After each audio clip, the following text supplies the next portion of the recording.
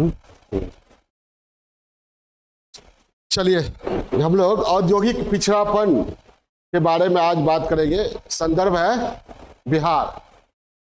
ठीक है, बिहार के बारे में जानते ही आप लोग, बिहार का इतिहास क्या कहता है कि प्राचीन भारत का इतिहास, बिहार का इतिहास, प्राचीन विश्व का इतिहास का एक बड़ा पोर्शन बिहार का इतिहास यानी भारत का इतिहास है ना। लेकिन वर्तमान में क्या स्थिति है, हम लोग केवल वाणी विलास के द्वारा स्वयं को संतुष्ट करते हैं कि सबसे ज्यादा आईएएस आईपीएस बिहार से। ठीक है, और बिहार क्रांतियों की, क्रांतिकारियों की भूमि रहती है। बिहार के हर एक घर में एक आईएएस होता है, एक नेता होता है, एक गुंडा होता है। ठीक है, बिहार के बारे में क्या है, एक बिहारी 100 पर भारी। और दूसरे स्टेट वाले क्या कहते हैं, एक बिहारी 100 बीमारी। क्या कहते हैं, एक बिहारी 100 बीमारी।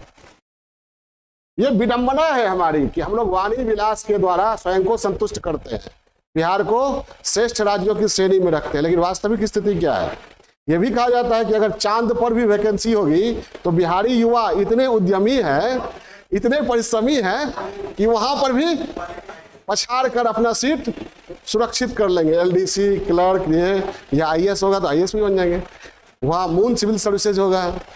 ठीक है, तो ये वाणी विलास के द्वारा संतुष्टि, स्वयं को संतुष्ट करने का प्रयास करते हैं।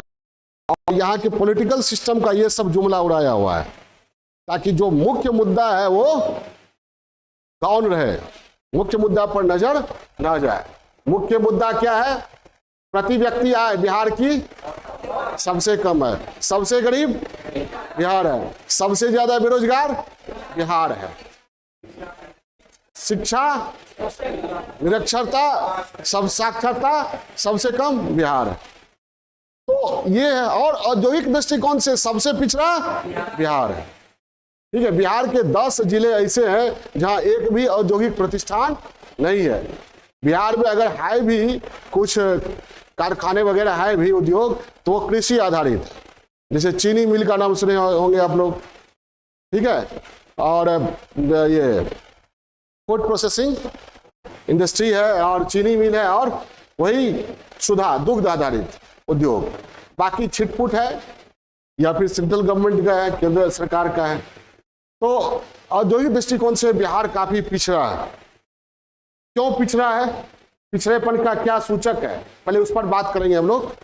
बिहार औद्योगिक पिछड़ापन, हेडिंग बनाइए।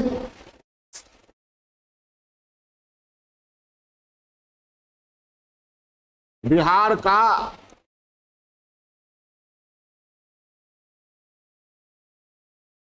औद्योगिक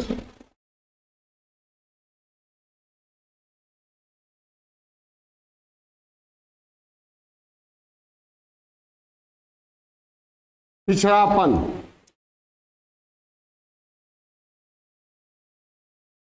बिहार का औद्योगिक पिछड़ापन। ठीक है, इसके औद्योगिक पिछड़ापन बिहार में है, इसके संदर्भ में कुछ लिखना होगा ना। सबसे पहले तो यही लिख लीजिए कि बिहार औद्योगिक दृष्टिकोण से सबसे पिछड़ा राज्य है, नो डाउट सबसे पिछड़ा राज्य है। देखिए,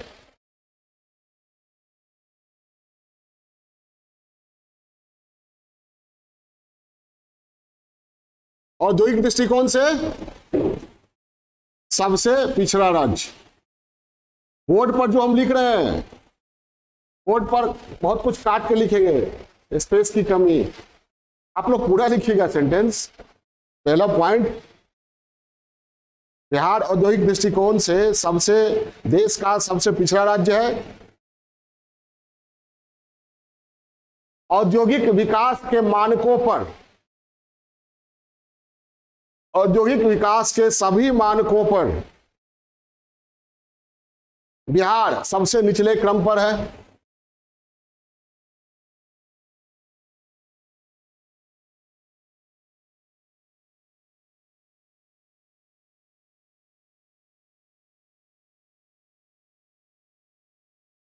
निचले क्रम में है।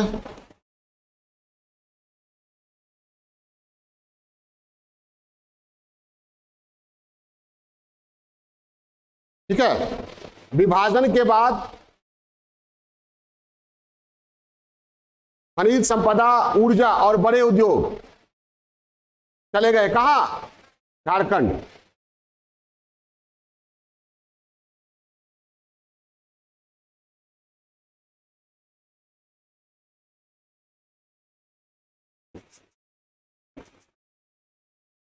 बड़े उद्योग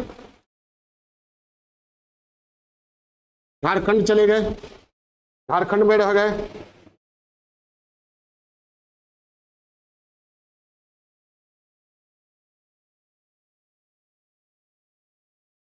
बिहार में औद्योगिक इकाइयों का जो वितरण है वह भी अव्यवस्थित और असंतुलित है।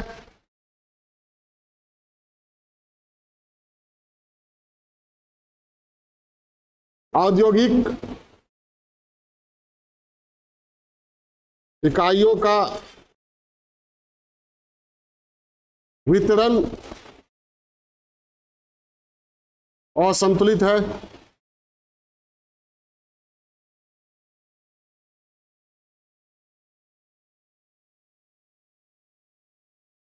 और यह मुख्यतः किन जिलों में है?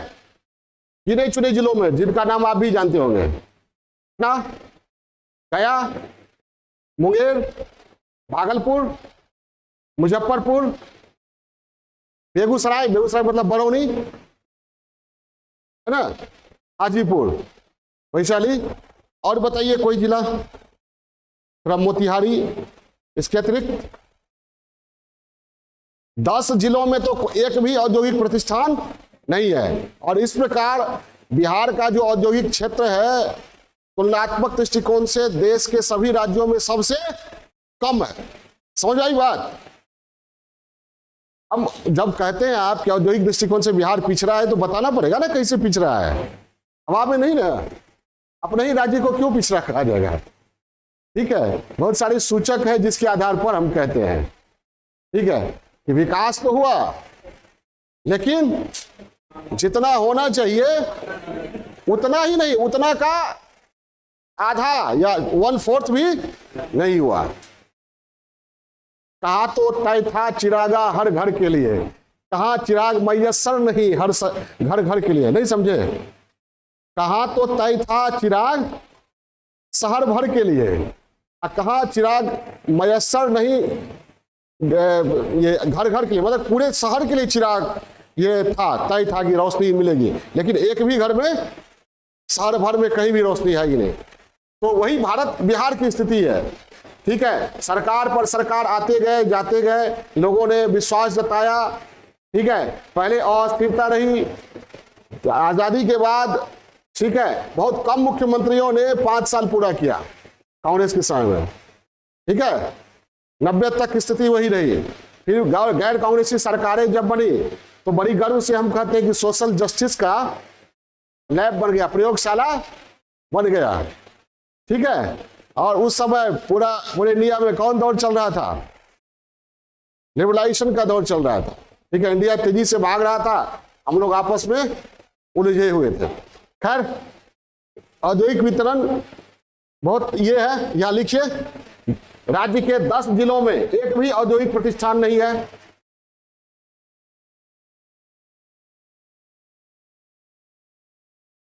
राज्य के 10 जिलों में एक भी औद्योगिक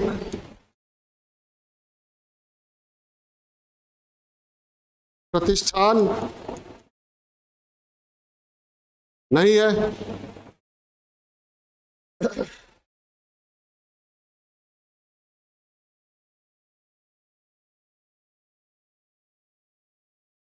और बिहार का औद्योगिक क्षेत्र संपूर्ण भारत में सबसे छोटा है। लिखिए, बिहार का औद्योगिक क्षेत्र संपूर्ण भारत में तुलनात्मक दृष्टि से सबसे छोटा है।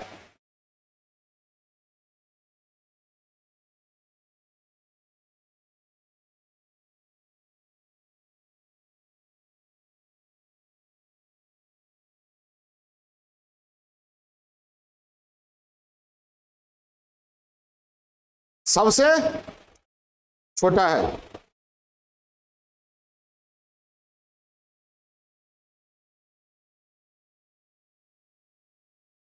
ठीक है। राज्य में कितनी चीनी मिलें हैं?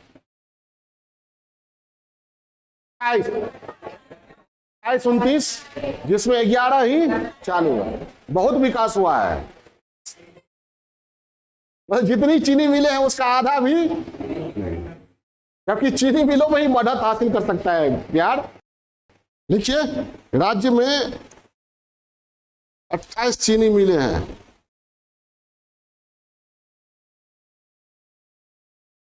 ये 11 ही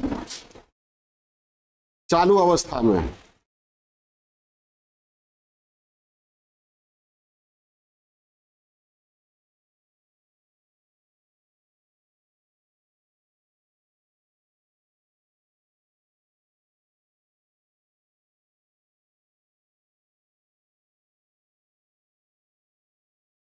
ठीक है।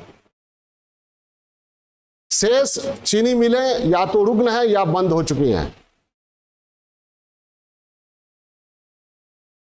शेष चीनी मिलें या तो रुग्ण है या बंद हो चुकी हैं।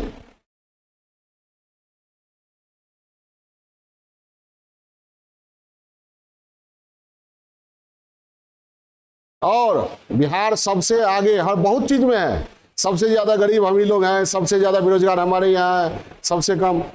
ठीक है, सबसे जो है मतलब सुपर होने का भाव हर चीज में है। कृषि में भी सबसे ज्यादा हमारे यहाँ ही है। ये भी पता था कि औद्योगिक दृष्टिकोण से पिछड़ा है, नहीं समझे? औद्योगिक दृष्टिकोण से जहां पिछड़ापन होगा तो वहां बड़ी आबादी किस में होगी? कृषि में या सर्विस सेक्टर में। तो सर्विस सेक्टर तो हमारे यहाँ उतना डेवलप है ही नहीं, तो कृषि क्षेत्र में है। ये भी एक पिछड़ेपन का सूचक है। लिखिए, राज्य के कुल कार्यबल का 3/4 राज्य के कुल कार्यबल का 3/4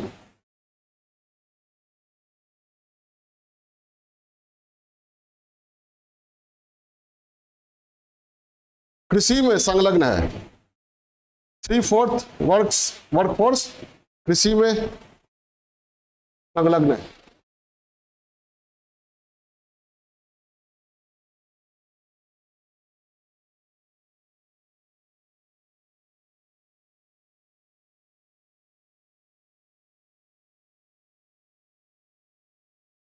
और हमारे यहाँ जीडीपी में कृषि क्षेत्र की भागीदारी लगभग 25% है, जो कि राष्ट्रीय औसत 16-17% से ज्यादा है। लिखिए, जीडीपी में बिहार के जीडीपी में कृषि क्षेत्र की भागीदारी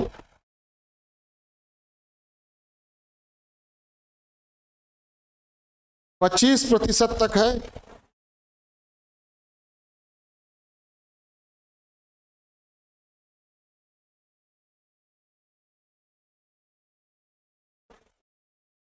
जो राष्ट्रीय औसत ब्रैकेट में दिया 16.38% से अधिक है।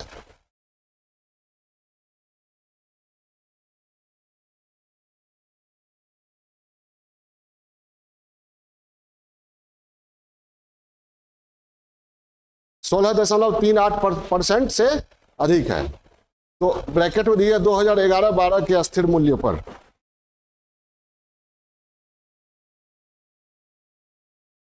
हाँ, और ये अभी जो इकोनॉमिक सर्वे का ये है आकलन, उसके हिसाब से पॉइंट नेक्स्ट पॉइंट लिखिएगा। 2020-21 में 2020-21 में 2011-12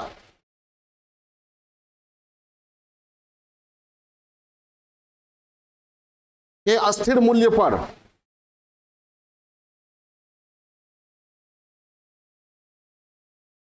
जीडीपी में औद्योगिक क्षेत्र का योगदान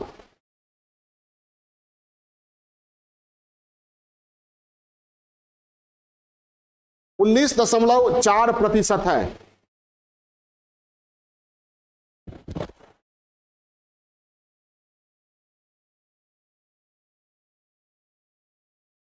जबकि राष्ट्रीय स्तर पर यह 30% है।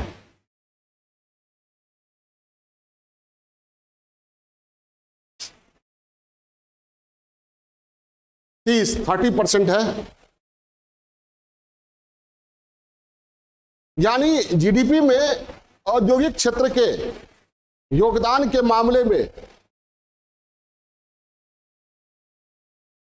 जीडीपी में औद्योगिक क्षेत्र के योगदान के मामले में बिहार सबसे नीचे है। ये बिहार सरकार के आर्थिक सर्वेक्षण 2022-23 के अनुसार ये फैक्ट है।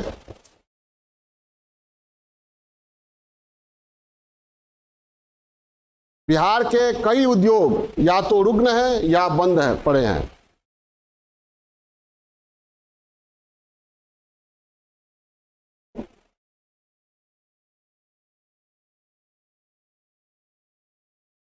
इस प्रकार औद्योगिक दृष्टिकोण से बिहार पिछड़ा राज्य है।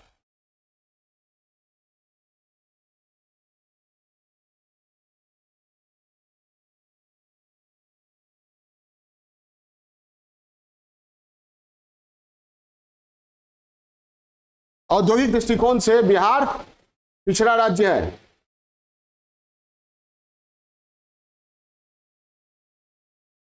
अब आते हैं, पिछड़ा है तो इसके कारण क्या है भाई? पिछड़ा है तो इसके कारण क्या है? हम लोग बड़ी गर्व से कहते हैं कि मुंबई और दिल्ली की इकोनॉमी ढह जाएगी अगर बिहारी प्रवासी वहां से चले आए। अब इसमें कौन बड़ी बात है? बिहार के लिए गर्व की बात है ये। अच्छा तो होता कि मुंबई और दिल्ली की इकोनॉमी में जितना योगदान बिहारियों का है उतना वे अपने राज्य में देते हैं, राज्य में उनको अवसर मिलता। बिहार के इंजीनियरों का योगदान बेंगलोर को बनाने में है, गुड़गांव को बनाने में है, उनको यहाँ क्यों नहीं रोजगार मिले? बिहार में भी तो बेंगलोर बन सकता है, बेंगलोर जैसा वातावरण, गुड़गांव जैसा वातावरण। समझ में आई बात? तो ये कह के खुशफहमी पालने की जरूरत नहीं है कि देश के विकास से बिहारी आईएएस या बिहारी श्रमिकों का ये योगदान है, वहाँ ये नहीं होगा, वहाँ ये नहीं होगा। ठीक है, ये कोई अच्छी बात नहीं है। ठीक है, हाँ, ये मुद्दे से भटकाने की बात है। अरे वहाँ जाने की जरूरत क्या है? वहाँ जाने की जरूरत क्या है? जब आप समझते हैं कि हमारा लेबर फोर्स इतना और स्किल्ड लेबर या व्हाइट कॉलर वर्कर इतना ये है कि देश के शेष हिस्से में अच्छा काम कर रहा है, तो उन लोगों को अपने यहाँ क्यों नहीं नियोजित कर सकते हैं? समझ में आई बात? तो सबसे बड़ी बात होती है पॉलिटिकल विल पावर की, उसकी कमी। तो कारण हम देखते हैं, कारण क्या है? एक बात तो तय है कि बिहार के लोगों के चरित्र में कोई ऐसा दोष नहीं है कि ये पिछड़ा रहे। इसका इतिहास भी बताता है और वर्तमान भी बताता है। कहीं ना कहीं दूसरे कारण है। सबसे पहला कारण तो हम ऐतिहासिक औपनिवेशिक कारक देंगे।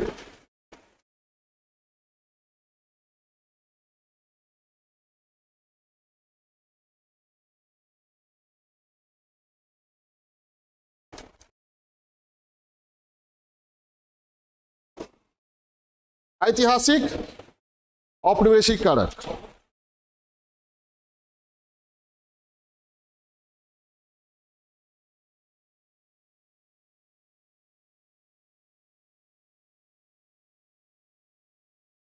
ठीक है। ऐतिहासिक औपनिवेशिक कारण क्या है? ब्रिटिश औपनिवेशिक नीति। जानते हैं यहाँ पर ब्रिटिश औपनिवेशिक नीति के तहत, भू राजस्व नीति के तहत बिहार में कौन सी पद्धति लागू थी? अस्थाई बंदोबस्त, जिसको जमींदारी पद्धति भी कहते हैं। इसमें अंतर क्या है? पहले जो लैंड स्ट्रक्चर था, लैंड पॉलिसी थी, और अब जो लैंड पॉलिसी अंग्रेजों ने बिहार में लागू किया, बिहार, बंगाल, उड़ीसा में, जिसे अस्थाई बंदोबस्त कहते हैं, तो क्या इसमें विशेष था? क्यों ये अधिक से अधिक शोषणकारी सिद्ध हुआ? क्योंकि इसमें जमींदारों को भूस्वामी मान लिया गया। जो जमींदार पहले क्या थे? टैक्स कलेक्टर थे, अब वे क्या हो गए? भूस्वामी। अब किसान क्या हो गए? जमींदार के रैयत हो गए। सरकार और किसान के बीच में कौन आ गया? जमींदार। अब जमींदार का पहाड़ भी हो गया, नदी भी हो गया, तालाब भी हो गया, कुआं भी हो गया, चरागाह भी हो गया, रास्ता जो चले किसान वो भी, पूरे इलाके का वो भूस्वामी हो गया। समझ आई बात? तो समझिए किसानों को वो किसी भी हद तक प्रताड़ित कर सकता था। कौन? जमींदार। तो ये बहुत बड़ा परिवर्तन था। अस्थायी बंदोबस्त पद्धति लागू किया गया बिहार में। कृषि का वाणिज्यीकरण, नील की खेती, वाणिज्यिक फसलों की खेती। अफीम बिहार में होता था, अभी भी अफीम कोठी है, सुने होंगे आप लोग।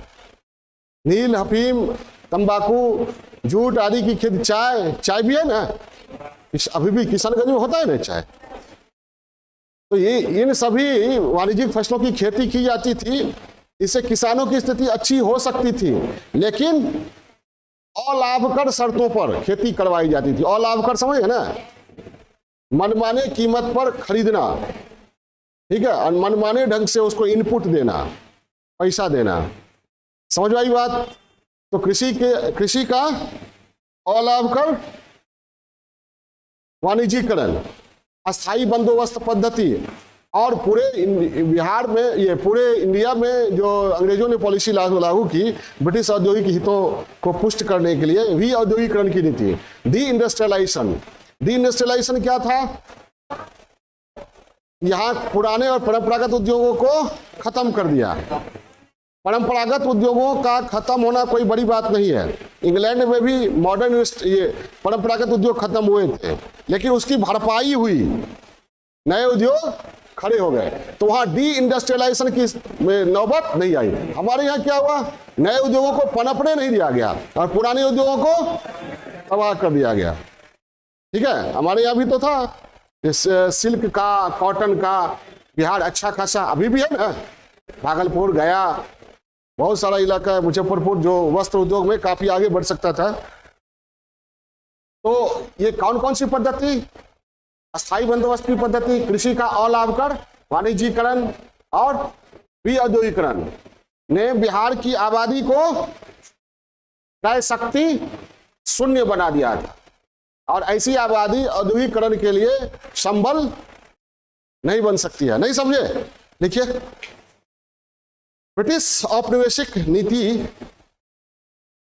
के तहत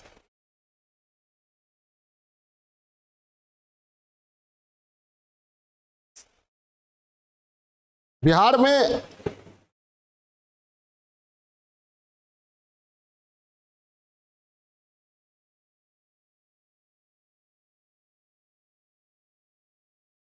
अस्थायी बंदोबस्त पद्धति,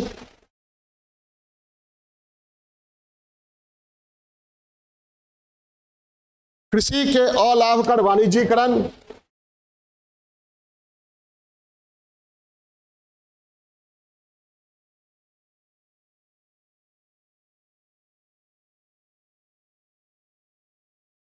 विऔद्योगिकरण,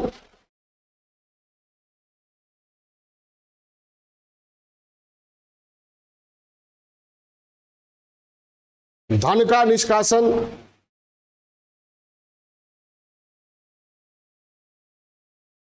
जैसी प्रक्रियाओं को बढ़ावा दिया गया।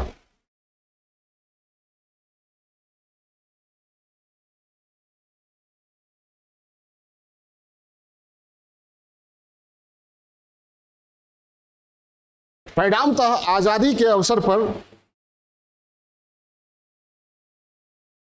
बिहार में गरीबी, बेरोजगारी, भुखमरी, कुपोषण,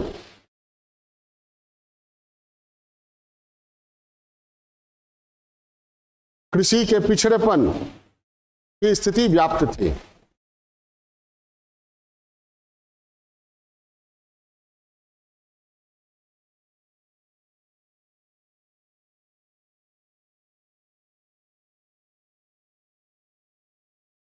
परिणामतः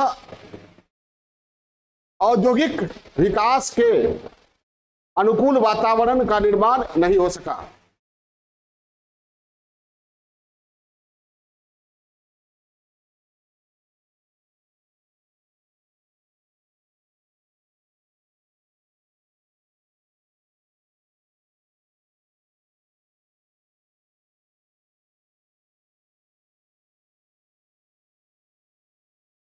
क्या?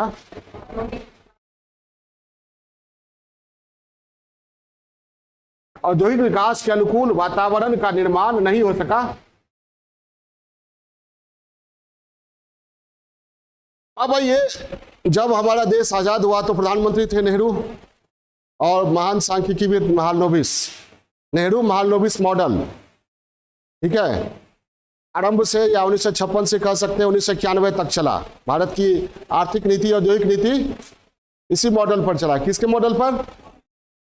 नेहरू महालनोबिस मॉडल, जिसमें विदेशी पूंजी, विदेशी वस्तु, विदेशी निवेश को डिस्करेज किया गया था। क्या किया गया था? हतोत्साहित किया गया था। ठीक है, राम मनमोहन मॉडल, इसमें बृहत उद्योग पर जोर दिया गया, लघु उद्योग पर जोर नहीं दिया गया। जबकि वर्तमान बिहार में किसकी संभावना थी? लघु उद्योग की। कृषि आधारित हो या फुटलूज इंडस्ट्री हो, उसकी संभावना अधिक थी। लेबर यहाँ पर सस्ता था, बिजली का उत्पादन भी किया जा सकता था। ठीक है, एक अच्छा खासा बाजार भी हो सकता था, बड़ी आबादी थी। तो और कृषि पर भी जोर नहीं दिया गया नेहरू महालनोबिस मॉडल में। उसके बाद 1991 में आई नई औद्योगिक नीति, नई आर्थिक नीति, जो राव मनमोहन मॉडल, नरसिम्हा राव और मनमोहन सिंह दोनों के मेल से ये मॉडल आया। नई औद्योगिक नीति, न्यू इंडस्ट्रियल पॉलिसी 1991 के द्वारा बिहार में एलपीजी, भारत में लिबरलाइजेशन, प्राइवेटाइजेशन, ग्लोबलाइजेशन की पॉलिसी को अपनाया गया, जिसके तहत जस्ट उल्टा विदेशी निवेश, विदेशी पूंजी, विदेशी वस्तु को इनकरेज किया गया। दोनों में अगर अंतर पूछा जाए, राव मनमोहन और नेहरू महालनोबिस, अंतर क्या था? मूल अंतर यही था। उसमें क्या था? विदेशी पूंजी, विदेशी वस्तु, विदेशी निवेश को हतोत्साहित, किसमें? नेहरू महालनोबिस। इसमें इनकरेज किया गया। तो नई औद्योगिक नीति जो लागू की गई, उसमें क्या था? विदेशी निवेश। तो विदेशी निवेशक और निजी निवेश को भी बढ़ावा देना था। तो निवेशक आएंगे तो इन्वेस्ट कहां करेंगे? जहां पहले से डेवलपमेंट हो चुका है। नई जगह पर वो रिस्क नहीं लेना चाहेंगे। और हमारा बिहार जिस समय लिबरलाइजेशन, प्राइवेटाइजेशन की पॉलिसी अपनाई गई, पूंजी आ रहा था पूरे देश में। यहां क्या जा? पूंजी यहां से जा रहा था, आ रहा था, जा रहा था। ठीक है, तो बहुत सारे स्टेट थे जिनके पास या जिनके यहाँ बाहर से भी पूंजी आ रहा था और बिहार से भी पूंजी जा रहा, चाहे मानव पूंजी हो या मौद्रिक पूंजी हो, दोनों। तो ये हुआ नेहरू महालनोबिस मॉडल। लिखिए,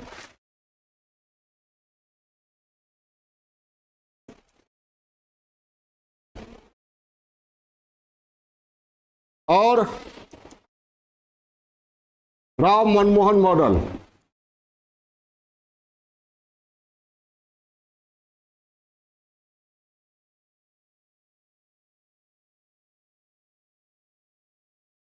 की विसंगतियां।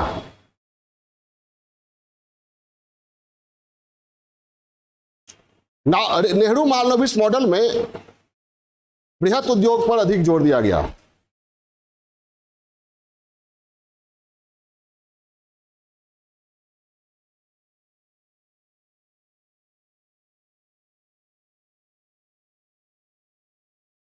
लघु उद्योग उपेक्षित रह गए।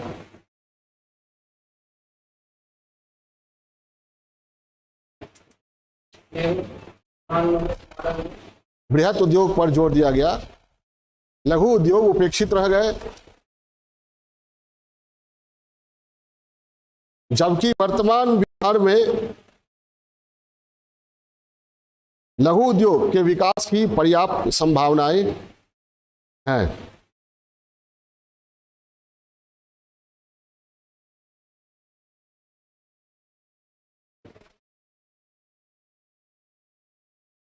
अविभाजित बिहार में जिन बड़े उद्योगों की स्थापना हुई,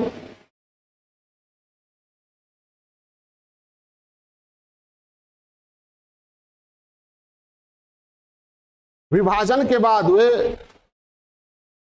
झारखंड चले गए, झारखंड में रह गए। विभाजन के बाद वे झारखंड में रह गए।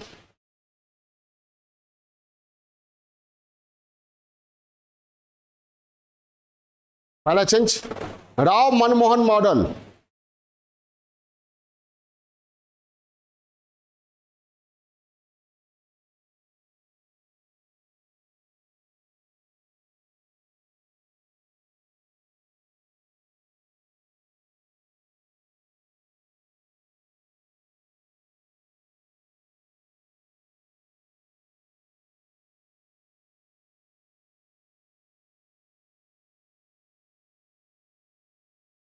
के तहत नई औद्योगिक नीति के क्रियान्वयन के क्रम में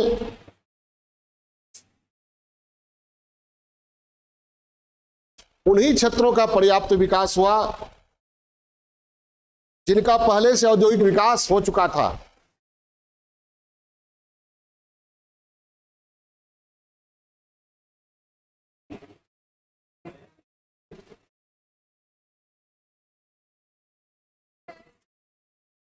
नई औद्योगिक नीति के क्रियान्वयन के क्रम में उन्हीं क्षेत्रों का पर्याप्त विकास हो सका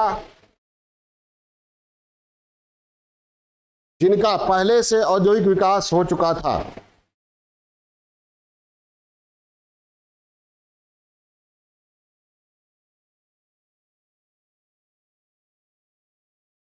और क्या हुआ, ये जो था नेहरू मांडव ये राम मनमोहन मॉडल में निजी और विदेशी पूंजी निवेश पर जोर दिया गया था, जो आकृष्ट कर रहे थे ना। नई औद्योगिक नीति जब लागू की गई, ठीक है, तो वेस्टर्न मीडिया ने कहा कि शेर पिंजरे से बाहर निकल गया है। पिंजरा में कौन? इंडियन इकोनॉमी क्लोज था और यहाँ संभावना बहुत थी, बहुत बड़ा मिडिल क्लास का थी, बहुत बड़े मिडिल क्लास की संभावना थी। और मिडिल क्लास क्या हमेशा उपभोक्ता रहता है, खरीदता रहता है। अभी भी भारत की ताकत क्या है? मोदी जी कहीं जाते हैं तो भारी स्वागत होता है, मोदी मोदी। उसके पीछे क्या है? यहाँ इंडिया का क्या? मध्य वर्ग, मिडिल क्लास, उसकी परचेजिंग पावर को नहीं अपने अधीन लेने, ठीक है, अपने उपयोग में यूज करने की जो दृष्टि है पूरी दुनिया के निवेशकों की, वो कहलवाता है, वो मोदी जी का स्वागत करवाता है। ठीक है, तो जिस समय विदेशी और निजी पूंजी निवेश को हमारे यहाँ इनकरेज किया जा रहा था, ठीक उसी समय हमारे राज्य में वैसा अनुकूल वातावरण नहीं था कि निजी और विदेशी पूंजी निवेश आकर्षित हो।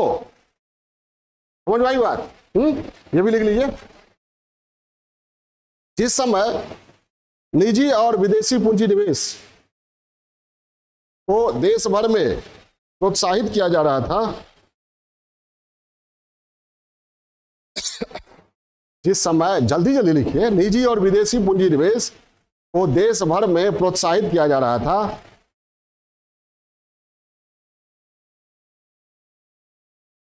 उसी समय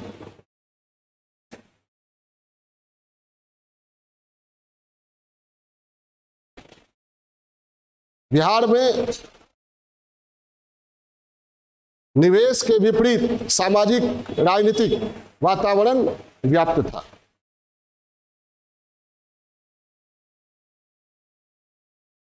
वातावरण समझ गए ना? वातावरण क्या व्याप्त था?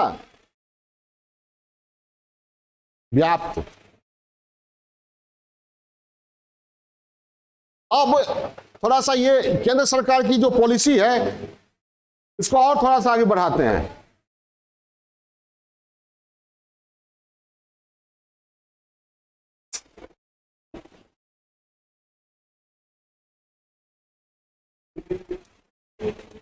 केंद्र की अनदेखी,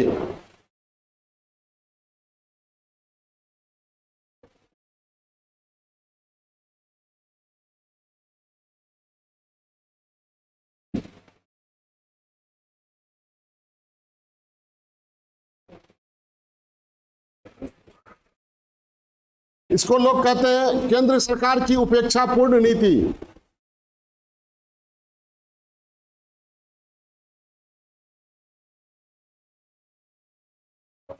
उपेक्षापूर्ण नीति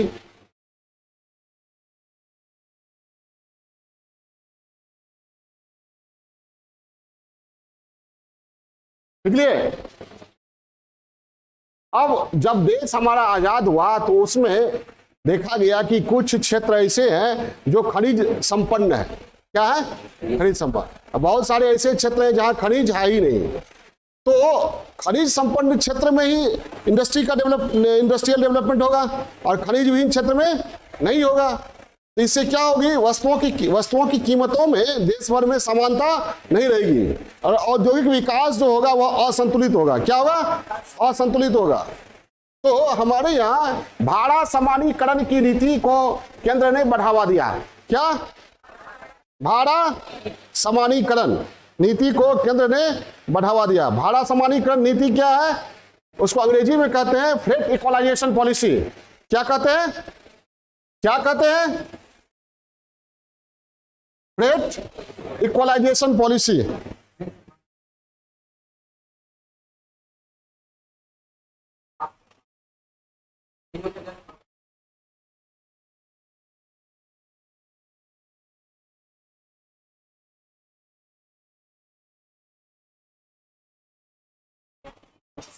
फ्रेट इक्वलाइजेशन पॉलिसी कहते हैं, पूरा दिख रहा है,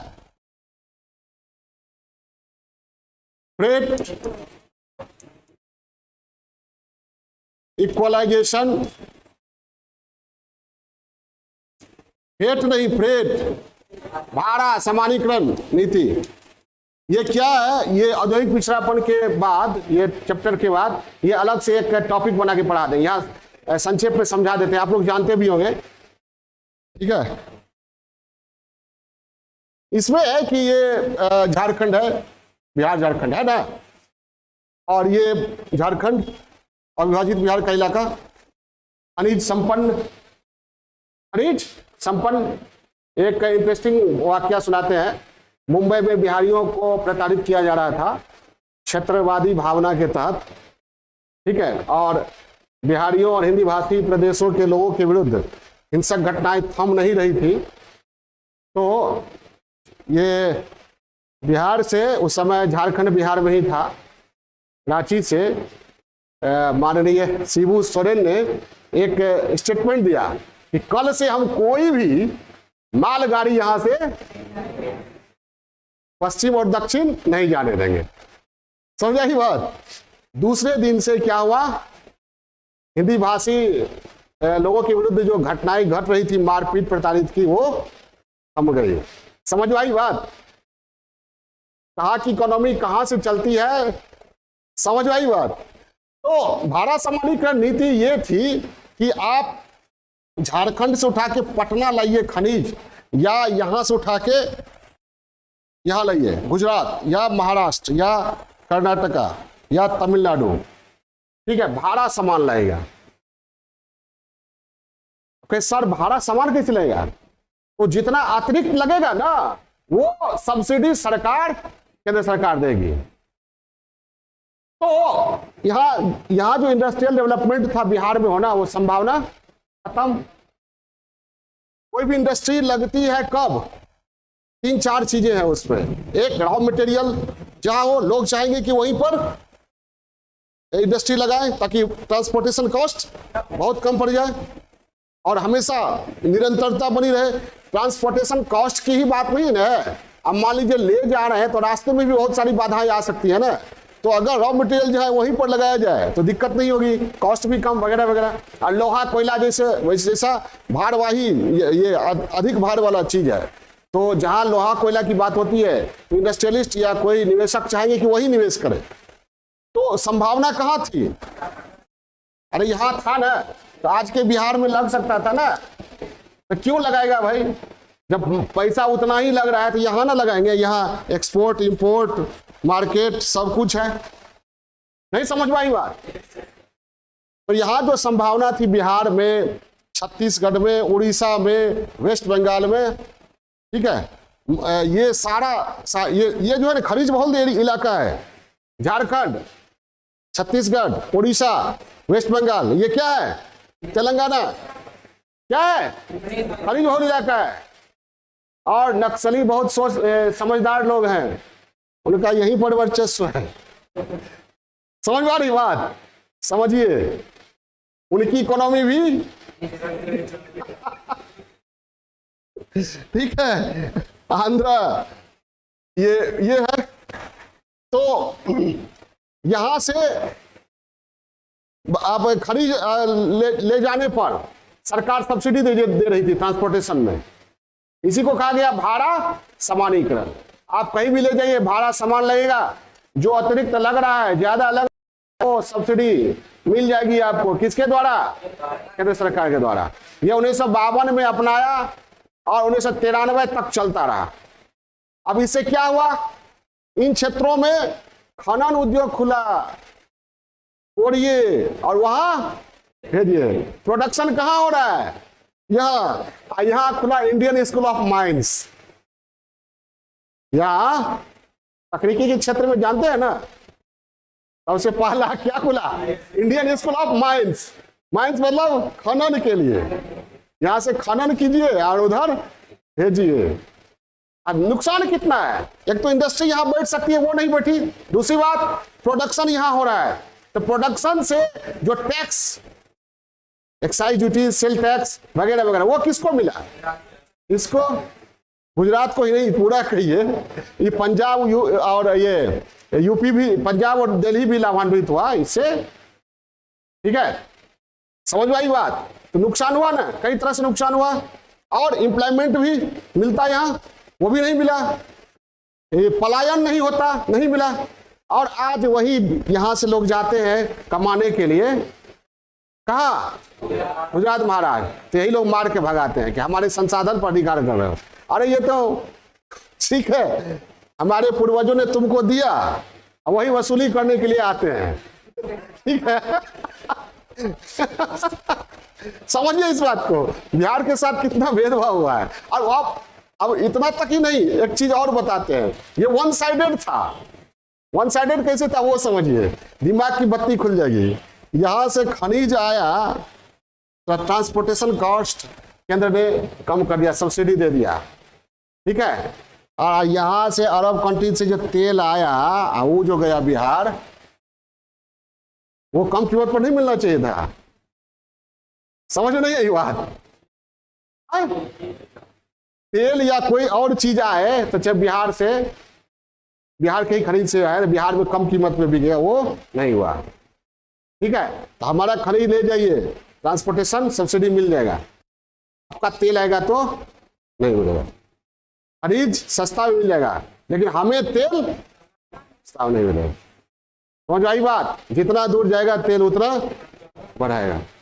तो बिहार के लिए क्या था? एक पक्षीय, ठीक है, वन साइडेड, ये भारत समानीकरण नीति थी। समझ आई बात?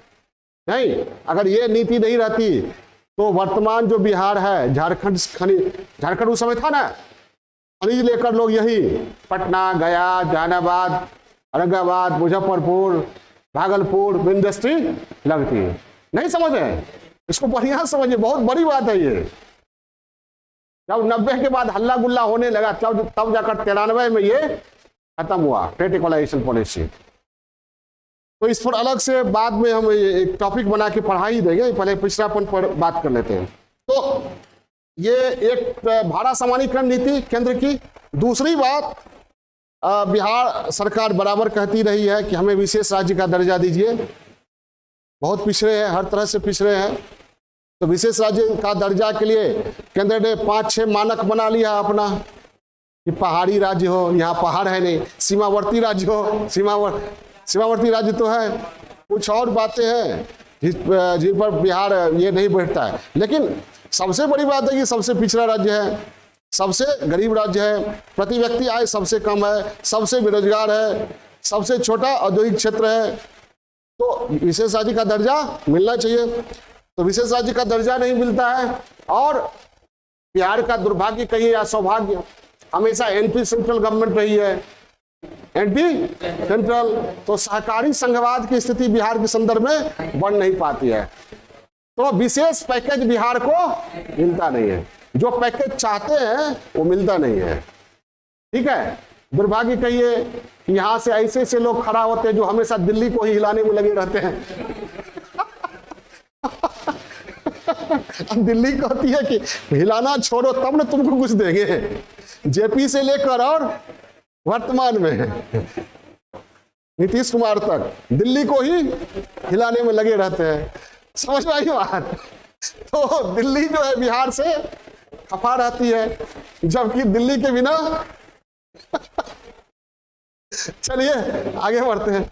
तो ये बिहार का दुर्भाग्य कही है, सौभाग्य, हमारे यहाँ इतने इतने वीर लोग हैं, वीर नेतागण हैं, दिल्ली को हिलाने में लगे रहते हैं। ठीक है, कम से कम ये खूब दमखम तो दिखाते हैं। तो क्या 3 चीज मैंने बताया केंद्र की अनदेखी में, क्या क्या? भाड़ा समानीकरण कब से कब तक चला? 1952 से 1993। दूसरा, विशेष राज्य का दर्जा, हमारे मुख्यमंत्री चिल्लाते चिल्लाते रह गए और नहीं बने, शायद ये पीएम बन जाए तो विशेष राज्य का दर्जा मिल जाएगा। तीसरा, कोई विशेष पैकेज नहीं, सहकारी संघवाद की भावना नहीं। इसके लिए जिम्मेवार केवल केंद्र नहीं है, राज्य का राजनीतिक परिवेश भी है। ठीक है, हम केंद्र को दोषी, एक तरफा ही हो जाएगा, वन साइडेड हो जाएगा। इसके लिए दोषी राज्य की राजनीतिक इच्छा शक्ति भी है, दोनों दोषी है। राज्य में अगर राजनीतिक इच्छा, विकास के प्रति प्रतिबद्धता हो, कुर्सी के प्रति नहीं, तो केंद्र से मेलजोल बनाकर चलेंगे। और केंद्र भी जब राज्य सहकारी भावना रखेगा, सहकार की भावना, तभी तो केंद्र भी कुछ करेगा। ठीक है, और राज्यों में राजनीतिक जागरूकता होनी बहुत जरूरी है, राजनीतिक इच्छा शक्ति, राजनीतिक प्रतिबद्धता बहुत जरूरी है। अभी ये हाजीपुर में कौन सा जोन है? मध्य पूर्व है ना, रेलवे का। रेलवे में कौन सा जोन है? रेलवे का कौन सा जोन है हाजीपुर में? मध्य, मिडिल ईस्ट, पूर्व मध्य रेल है ना। ये जोन कहां बनने जा रहा था पता है आप लोगों को? कलकत्ता। और उस समय बिहार के सभी राजनीतिक जोन एकदम गजब का एकजुटता दिखाया। परिणाम क्या हुआ? हाजीपुर आया ना। ममता बनर्जी ने, यही ममता बनर्जी अभी जो है बहुत बड़ा मुद्दा बना लिया था इसको, कि कलकत्ता से नहीं जाने देंगे। इस मुद्दे के आधार पर भी उन्होंने वहां जनाधार बढ़ाया, लेकिन सफलता नहीं मिली। तो यही एकजुटता उस समय नहीं था, 52 से 93 के बीच में। उस समय सोई हुई थी राजनीतिक इच्छा शक्ति। समझ आई बात? तो खैर चलिए, समझ में आई बात? भाड़ा समानीकरण समझ गए? अंग्रेजी में क्या कहते हैं इसको? Equalisation policy. इसने क्या किया? बिहार जैसे राज्यों में औद्योगिक विकास की संभावना को गला ही घोट दिया शुरू में ही। ठीक है, और शुरू में ही एक बार घोट दिया तो सबसे पिछड़ा अभी तक है। समझ भाई बात? चलिए चले आगे।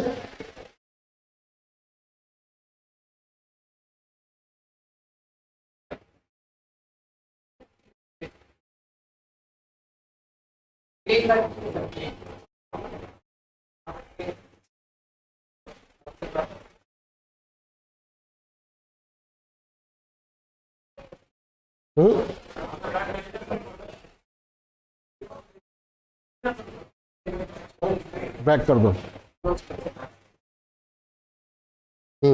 चलिए, तो केंद्र की अनदेखी में क्या क्या? केंद्र की भाड़ा समानीकरण नीति, केंद्र की भाड़ा समानीकरण नीति,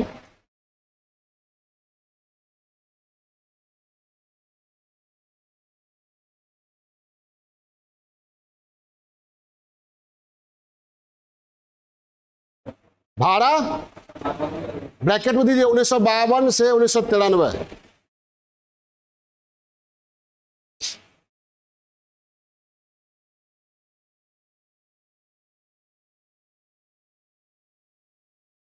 ने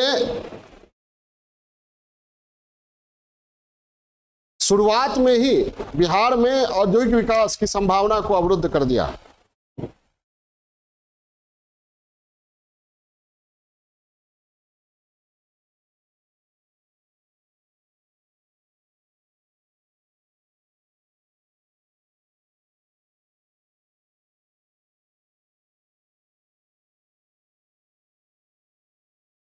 संभावना को अवरुद्ध कर दिया। पहला चेंज, राज्य के राजनीतिक परिवेश में कई बार विशेष राज्य का दर्जा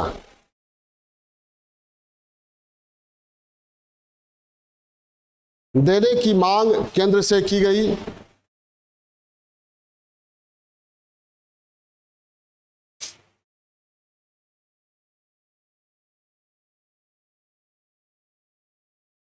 लेकिन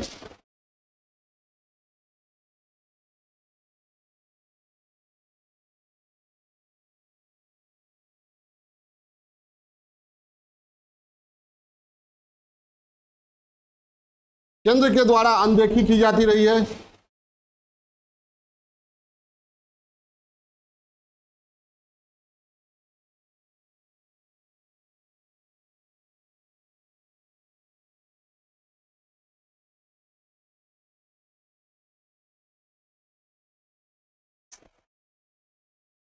पहले चेंज, केंद्र और राज्य के बीच सहकारी संघवाद की भावना न होने के कारण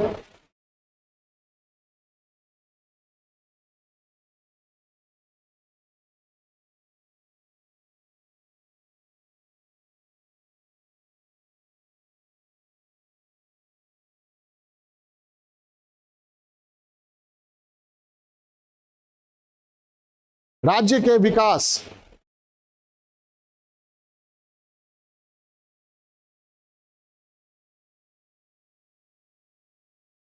के प्रयासों में केंद्र के द्वारा कभी भी गंभीरता नहीं दिखाई गई।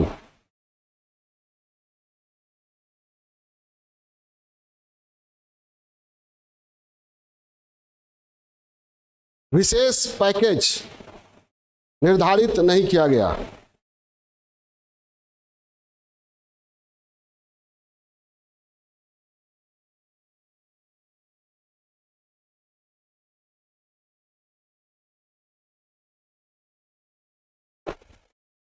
भाड़ा समानीकरण आप लोग याद दिला दीजिएगा, इसके बाद भाड़ा समानीकरण का अलग टॉपिक छोटा सा डायग्राम बना देंगे।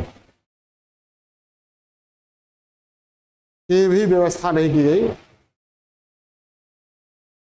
नेक्स्ट देखिए, आधारभूत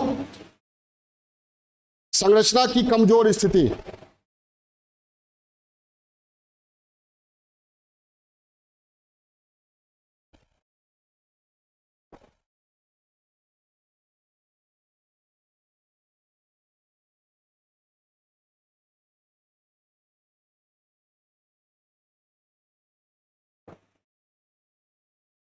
बिहार में सड़क,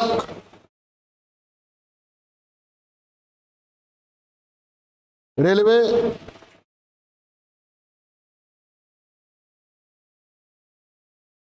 विमानन, हवाई अड्डे, बंदरगाह, विद्युत, सिंचाई,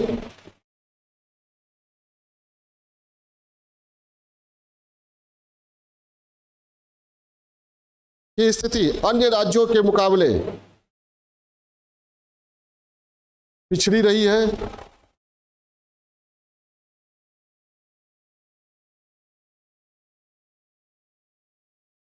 इसमें आपको कहा गया है कि इंफ्रास्ट्रक्चर या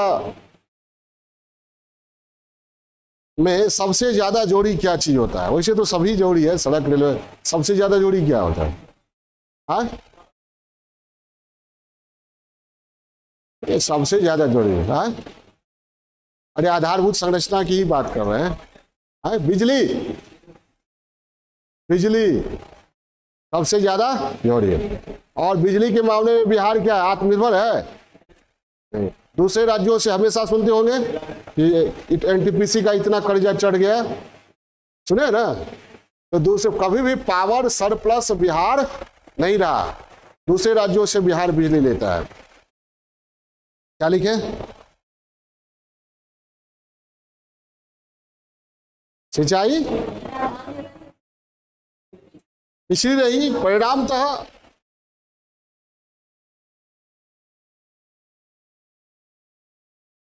बाहरी निवेश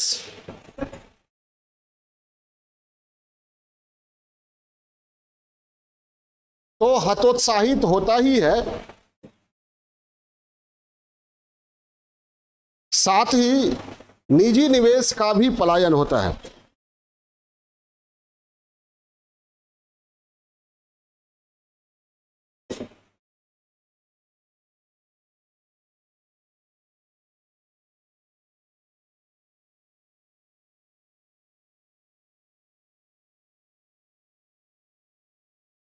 प्राकृतिक आपदा,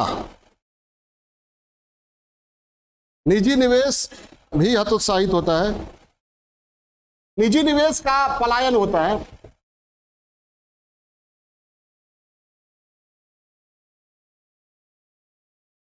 प्राकृतिक आपदा, देश में सबसे ज्यादा बाढ़ प्रवण क्षेत्र राज्य कौन है? बिहार। बाढ़ से सबसे ज्यादा क्षति कहां होती है? बिहार। देखिए, बिहार प्रतिवर्ष बाढ़ और सूखा का सामना करता है।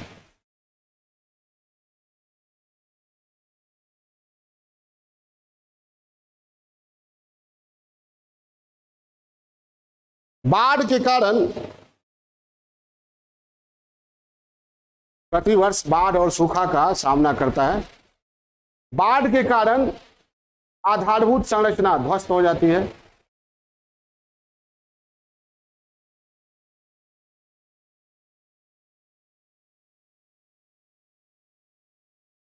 प्रतिवर्ष राहत एवं पुनर्वास पर भारी व्यय करना पड़ता है।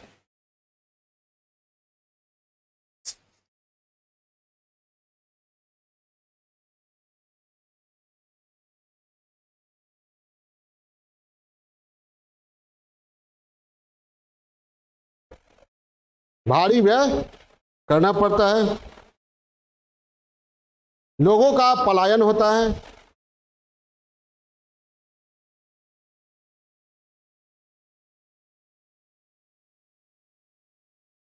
सकल पूंजी निर्माण और सकल पूंजी निवेश में कमी आती है,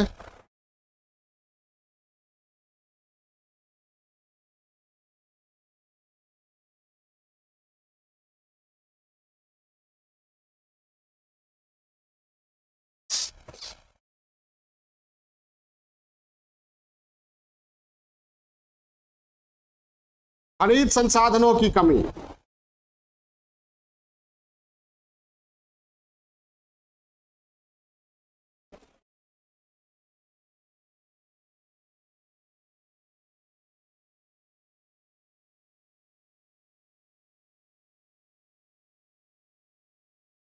खनिज संसाधनों की कमी।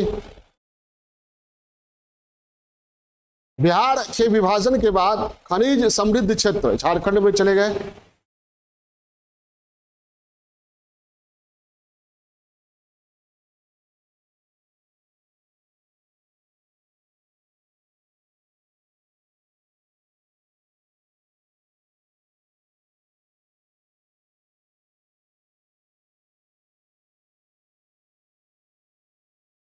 औद्योगिकरण की दृष्टि से पर्याप्त खनिज संसाधन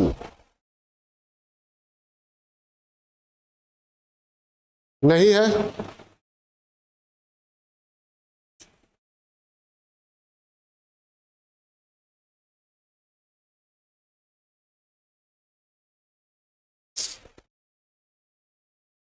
न ही खनिज संसाधनों का विदेशों से आयात के लिए उपयुक्त बंदरगाह,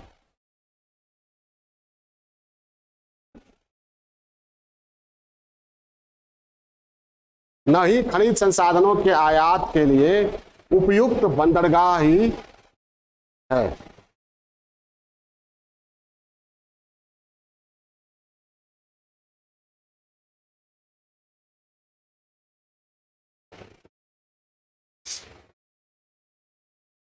प्राकृतिक कारण, सुनिए, प्राकृतिक कारणों से हमारे पास खनिज बहुत था, हम लोगों ने दिया, भाड़ा सामान लोग ले गए।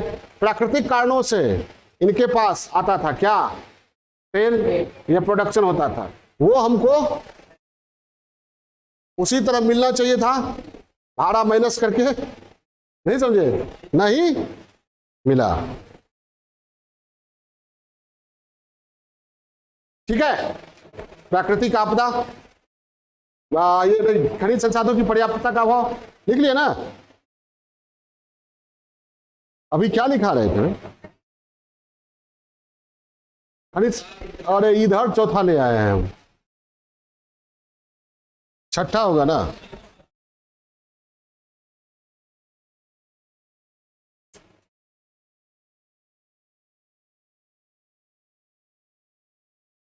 छठा, खरीद संसाधनों की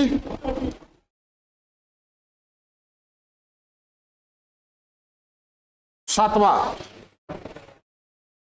पूंजी की कमी।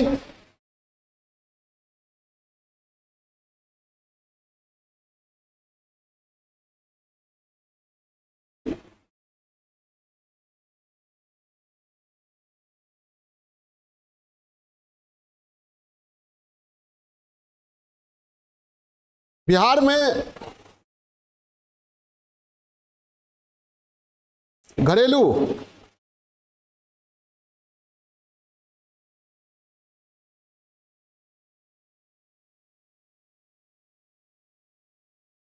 और बाहरी पूंजी निवेश के लिए अनुकूल वातावरण की कमी रही है।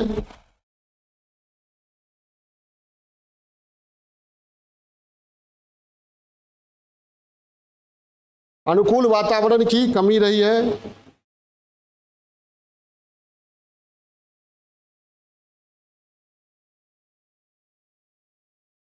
जैसे कानून और व्यवस्था की समस्या,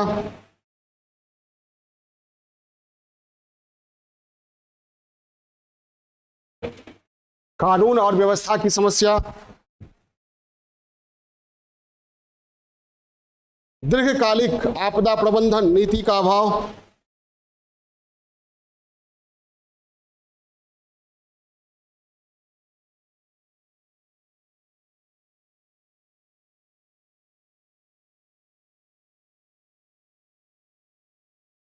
अभाव आदि।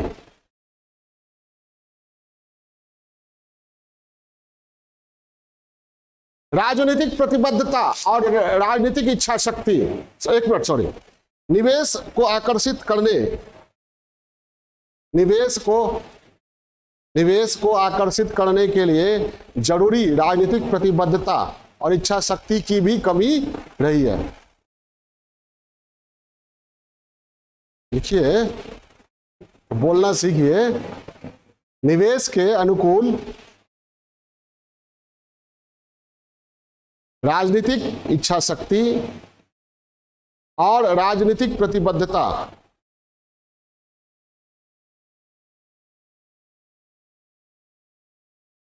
की भी कमी रही है।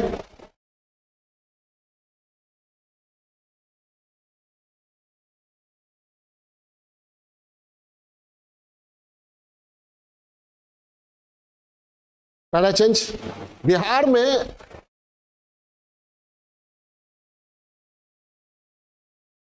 गरीब आबादी अधिक है।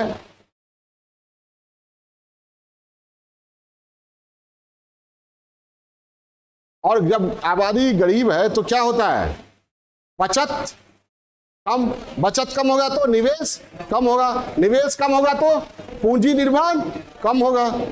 लिखिए, बिहार में क्या लिखे थे, गरीब आबादी कम अधिक है, परिणामतः सकल घरेलू बचत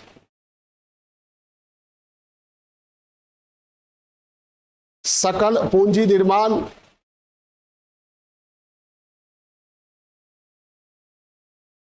और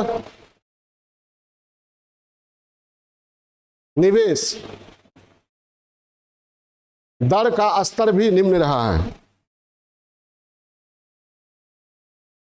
निवेश दर का स्तर भी निम्न रहा है।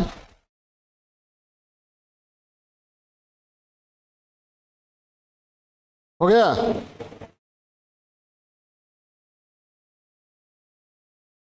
अब थोड़ा और कुछ कारण है, वो लिखिए।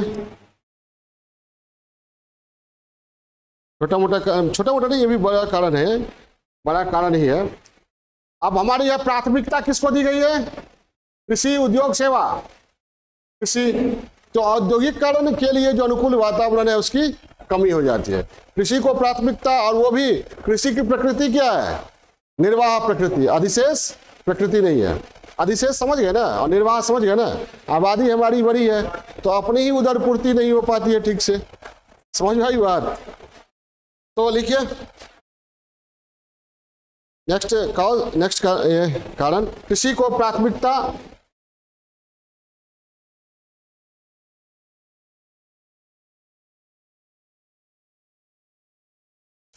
और निर्वाह कृषि।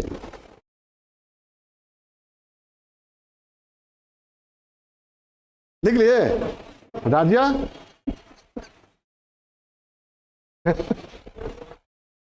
कृषि क्या? कृषि को प्राथमिकता और निर्वाह कृषि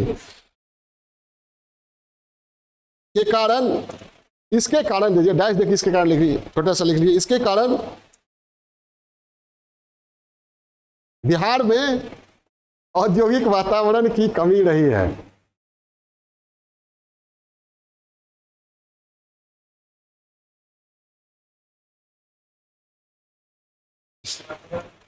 कमी रही है।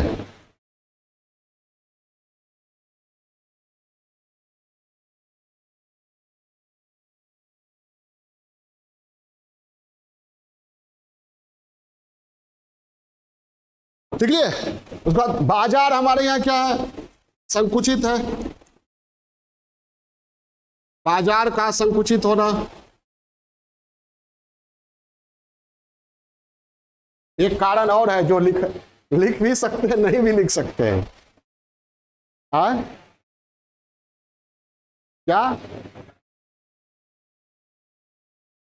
बाजार लिखवा चुके हैं, फिर से लिखिए ना, फिर से लिखवा। बाजार का संकुचित होना बहुत लोग नहीं लिखे हुए। बिहार में गरीबी बेरोजगारी व्यापक रूप से पाई जाती है।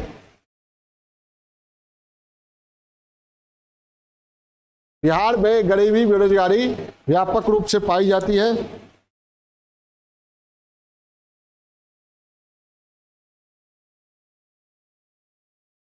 जनसंख्या विस्फोट और पिछड़ी कृषि के कारण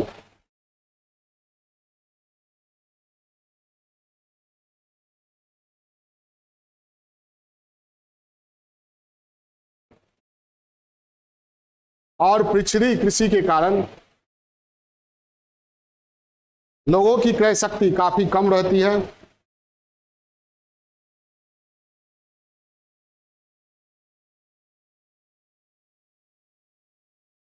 उल्लेखनीय है कि बिहार की प्रति व्यक्ति आय देश में सबसे कम है। उल्लेखनीय है कि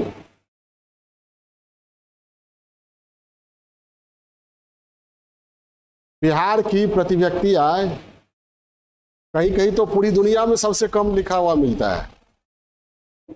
सही कह रहे हैं, लेकिन हम वो लिखवा नहीं रहे हैं क्योंकि उसके लिए जो डेटा होना चाहिए पूरा वो देखे नहीं हम। बिहार की प्रति व्यक्ति आय पूरे देश में सबसे कम है। सबसे कम है तो मतलब बाजार कम हो, छोटा होगा, संकुचित होगा, लोग खरीद नहीं पाएंगे। ठीक है, खरीदने वाला रहे तभी ना बाजार बनता है। बेचने वाला खाली रहे तो बाजार थोड़ी होता है। खरीदने और बेचने, बाजार क्या है? ऐसा संदर्भ जहां खरीदने वाले भी हो और बेचने वाले भी हो, वह क्या कहलाता है? बाजार। और बेचने वाले और खरीदने वाले की मांग और आपूर्ति के अनुसार वस्तु का कीमत तय हो, तब वो बाजार हुआ। नहीं समझे? जब आप कोटा में जाते हैं 10 रुपए 25 रुपए की केजी गेहूं 2 रुपए की लेने के लिए, वहां बाजार है? वहां बाजार नहीं है। वहां तो मांग और आपूर्ति की बात नहीं है, वहां जरूरत और आपूर्ति की बात है। समझ में आई बात? वहां बाजार नहीं है। नहीं क्लियर हुआ? क्लियर हुआ बात? हाँ, बाजार वहां है जहां मांग और आपूर्ति। बाजार का दो ताकत है, कौन? Demand and force, demand and supply. इसको फोर्सेस ऑफ मार्केट कहा जाता है, मांग और आपूर्ति। कुछ नहीं, नमक भी कम हो जाए मांग तो क्या होगा? नमक का मांग एकदम कम हो जाए, क्या हो जाएगा? सोना का ही, सोना बहुत कीमती, अभी तो बहुत कीमती हो गया। 2000 का नोट 2000 का नोट जा रहा है, उसकी विदाई का समय आ गया है कितना, तो सोना उसका स्थान ले रहा है। अगर सोना की डिमांड कम हो जाए तो डाउन होते होते हो सकता है 1 रुपए आ जाए, कोई खरीदे ही नहीं। और अगर नमक का डिमांड ज्यादा हो जाता है तो वह देखते हैं पाकिस्तान में आटा 10,000 रुपए किलो बिकता है। कौन सा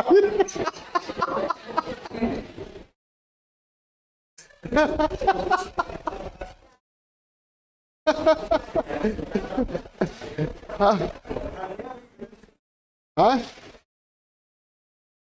चलिए,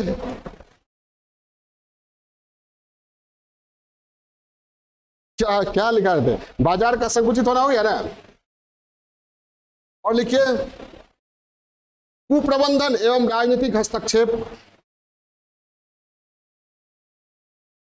कुप्रबंधन मिसमैनेजमेंट और पॉलिटिकल इंटरफेरेंस। बहुत सारे चीनी मिल यहां पर बर्बाद हुए राजनीतिक हस्तक्षेप के कारण, ठीक है, और प्रबंधन ठीक से नहीं होने के कारण। कुप्रबंधन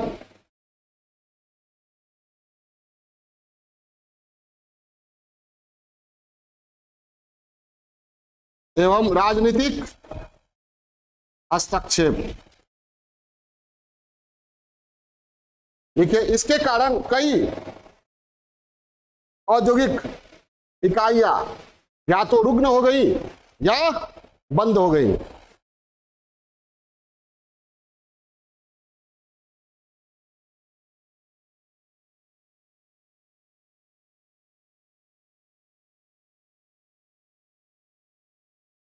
जैसे कटिहार का जूट मिल, मढ़ौरा का चीनी मिल,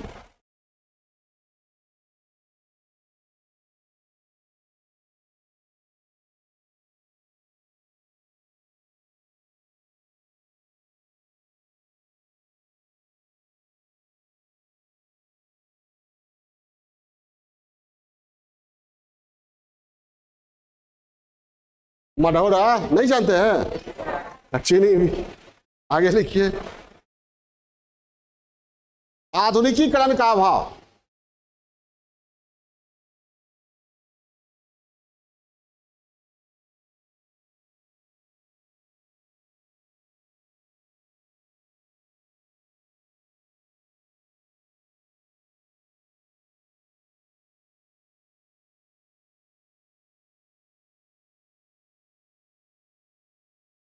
अभाव, औद्योगिक उत्पादन इकाइयों में पुरानी तकनीकों के कारण,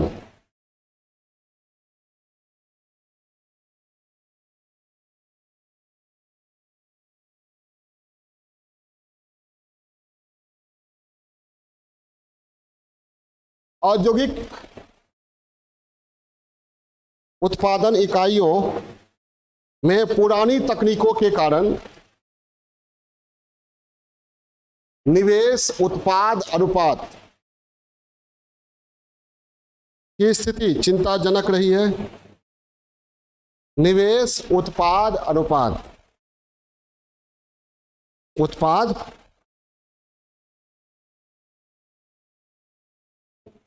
मतलब जितना निवेश किया जाए उसके अनुकूल उत्पादन की स्थिति चिंताजनक रही है।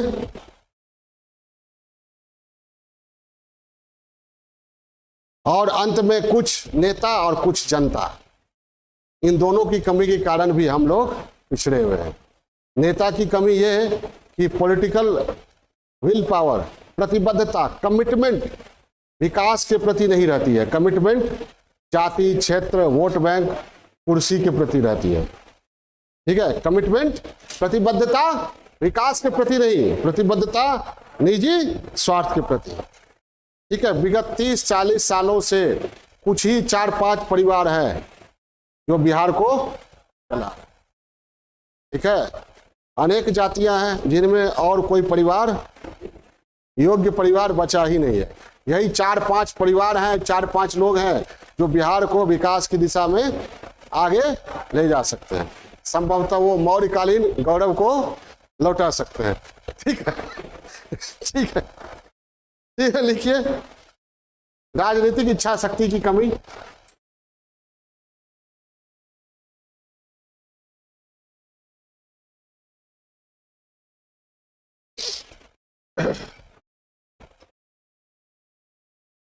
अब राजनीतिक इच्छा शक्ति में क्या क्या आ गया भाई? निवेश हतोत्साहित होता है ये आपराधिक गतिविधियों के द्वारा।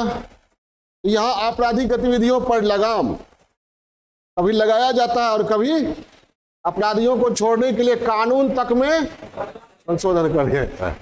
तो निवेश करने वाला भी कंफ्यूज कि क्या होगा बिहार का।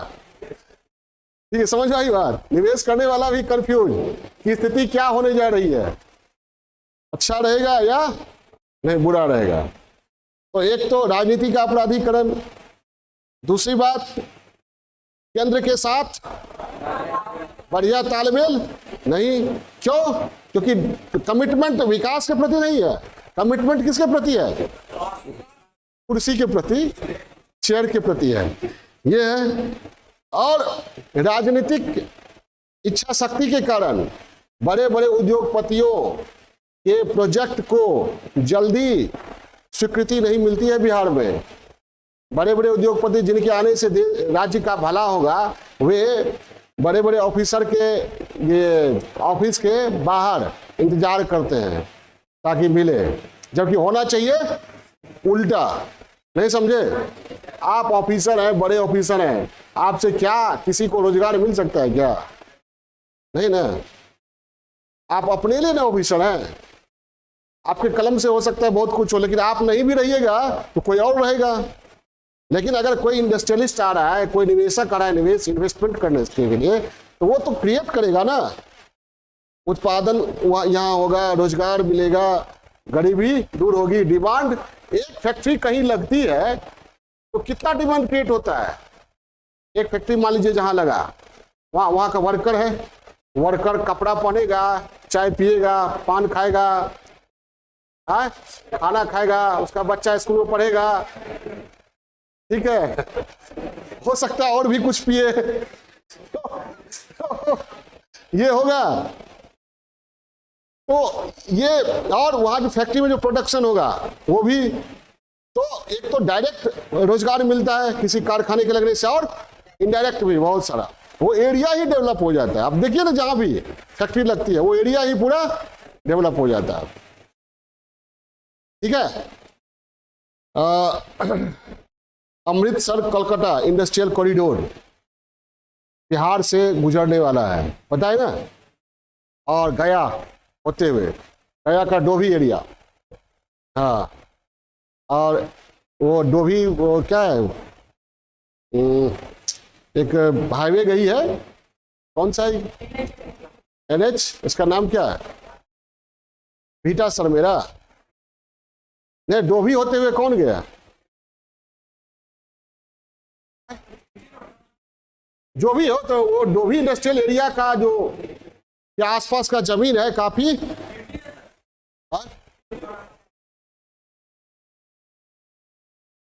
नहीं नया जो हाईवे जा रहा है,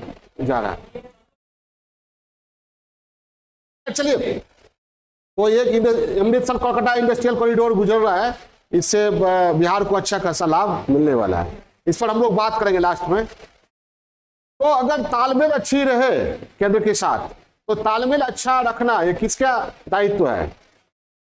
राजनेता का। ठीक है ना। अगर काम लेना है आपको तो थोड़ा सा ये करना पड़ेगा, पर्सनल ईगो क्यों हटाना पड़ेगा, क्योंकि यहाँ व्यक्तिगत ईगो की बात नहीं है, यहाँ बात क्या है? समूह का। आप अपना व्यक्तिगत ईगो हटाइए, यहाँ जनता 13 करोड़ की आबादी का हित है। ठीक है। सुनिए, राम जिस दिन रावण पर आक्रमण करने वाले थे, उसकी रात में राम को संशय हो जाता है कि आने वाली पीढ़ी कहेगी कि अपनी पत्नी के लिए नर वानर राक्षस सबको मरवा दिया। नहीं समझे क्या? नर वानर राक्षस सबको मरवा दिया, समुद्र पर सेतु बंधवाया सबसे और लड़वाया, अब जीत भी गए तो लोग क्या कहेंगे, नहीं, 3 प्रजातियों को साफ कर दिया। राम के मन में संशय हो गया, तो कुंभ के ये जामवंत ने पूछा क्या संशय है, विभीषण ने भी कहा क्या संशय है।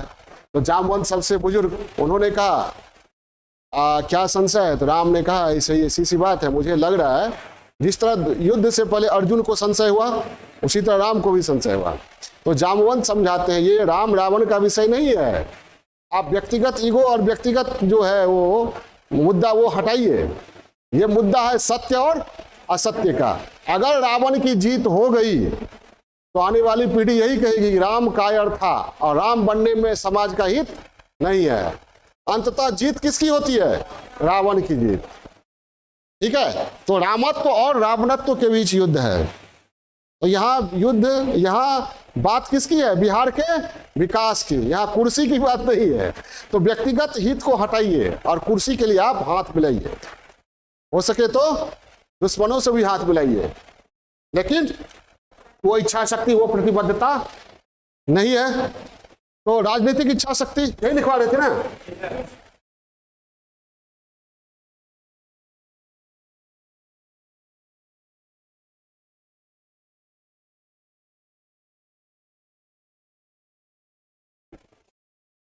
राजनीतिक इच्छा शक्ति में हमने क्या क्या बताया आपको, राजनीति के, पहले सुन लीजिए, प्राधिकरण,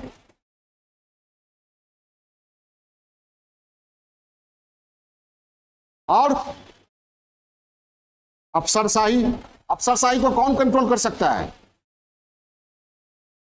पॉलिटिक्स ही कंट्रोल कर सकता है। समझ आई बात ना, आप लोग देख चुके हैं पिछले 30 साल में ऐसे सीएम हुए थे जो अफसरों का वो नाको चने चबवा दिया, अफसरशाही। उसके बाद केंद्र के साथ सहकार, ये सब कौन कर सकता है, लॉ एंड ऑर्डर कौन कर सकता है, राजनीतिक इच्छा शक्ति। ठीक है, तो लिखिए,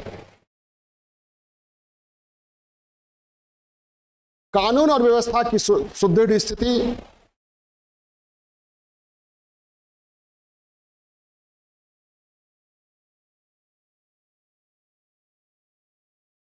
कौशल विकास,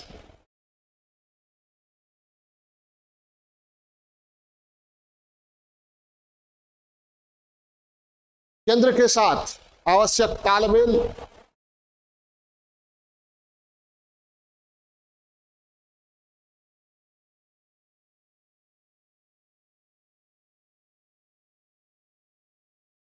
लाल फीताशाही। लाल फीताशाही मतलब वही अफसरशाही, लाल फीताशाही पर अंकुश,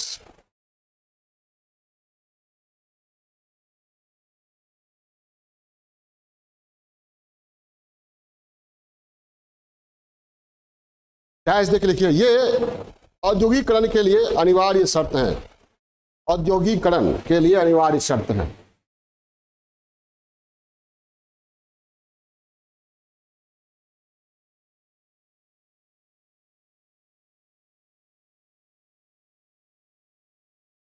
और इन शर्तों की सफलता राजनीतिक इच्छा शक्ति और राजनीतिक प्रतिबद्धता पर ही निर्भर करती है।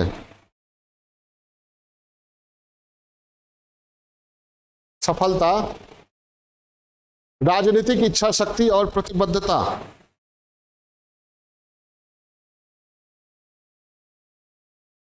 पर ही निर्भर करती है।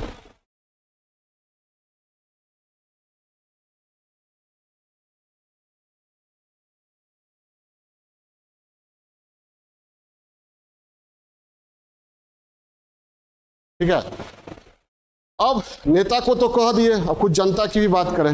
हमारे यहाँ क्या है कि हम लोग सरकारी सेवा पर ही ध्यान देते हैं। क्यों? उसमें जोखिम नहीं है, बिजनेस में जोखिम है।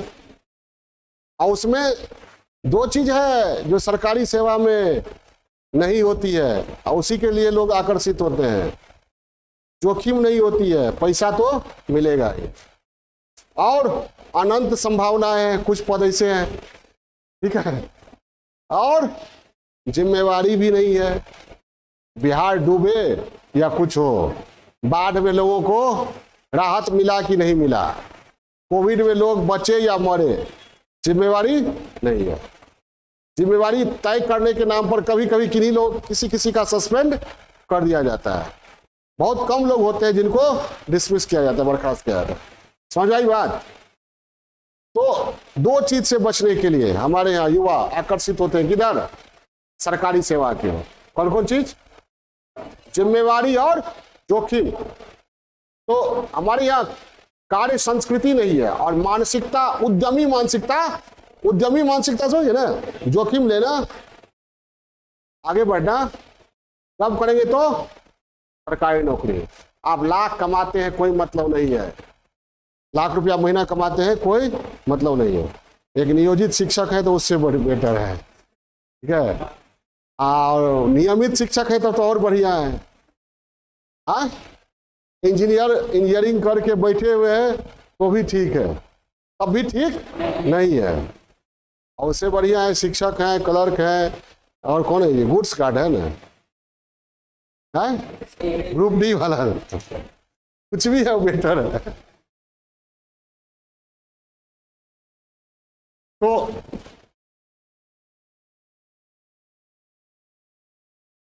उद्यमी मानसिकता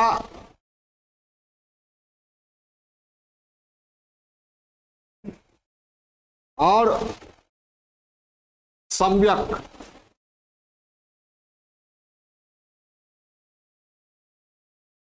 संस्कृति का अभाव।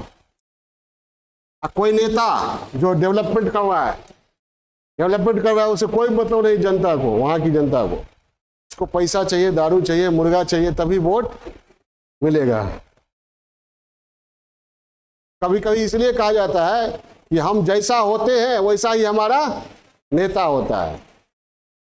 नेता तो वही अवेलेबल कराता है जो आप चाहते हैं। आपको विकास चाहिए कि जात चाहिए कि अपराधी चाहिए?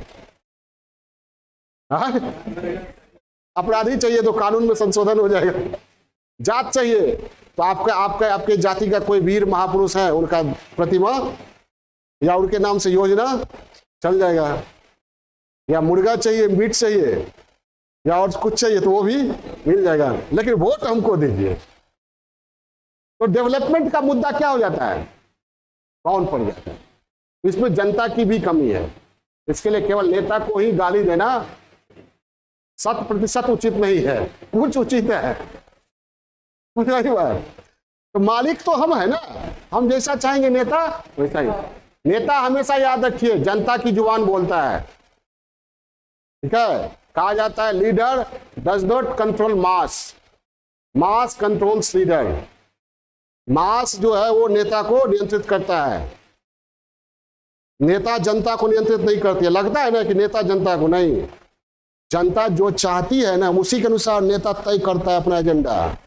स्कूटर फ्री देंगे, लैपटॉप फ्री देंगे, फ्री में 5 रुपया में भरपेट भोजन, मुफ्त बिजली, सब ये सब क्यों किया जाता है? आप चाहते हैं बाद में श्रीलंका जैसी स्थिति हो जाए, पाकिस्तान जैसा स्थिति हो जाए, वो अलग बात, बाद में बात है।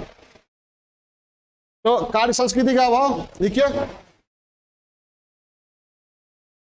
बिहार के युवा जिम्मेवारी और जोखिम से बचने का प्रयास करते हैं।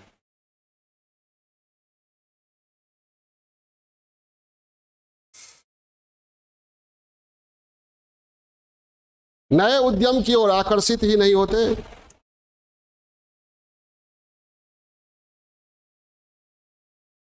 और सरकारी सेवा को वरीयता देते हैं।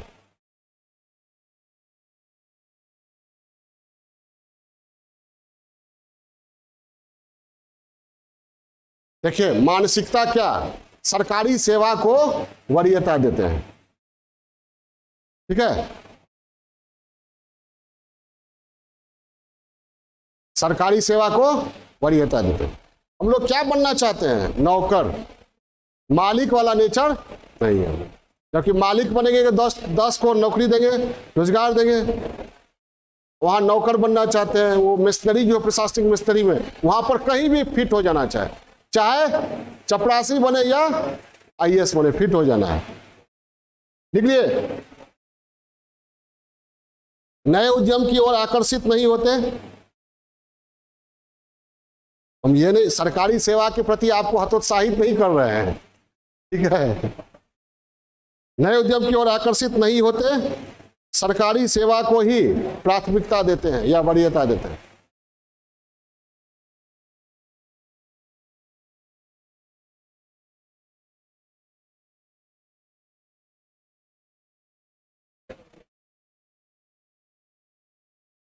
परिणामतः औद्योगिक वातावरण का निर्माण ही नहीं हो पाता।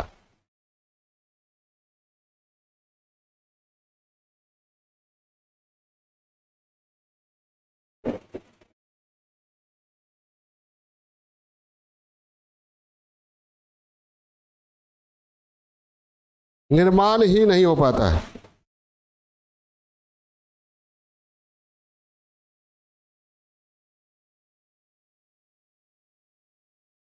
हो गया।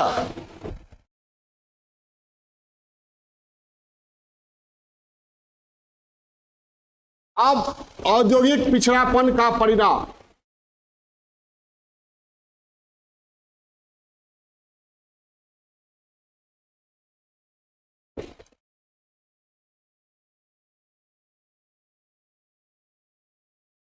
औद्योगिक पिछड़ापन का परिणाम, ब्रेक दे।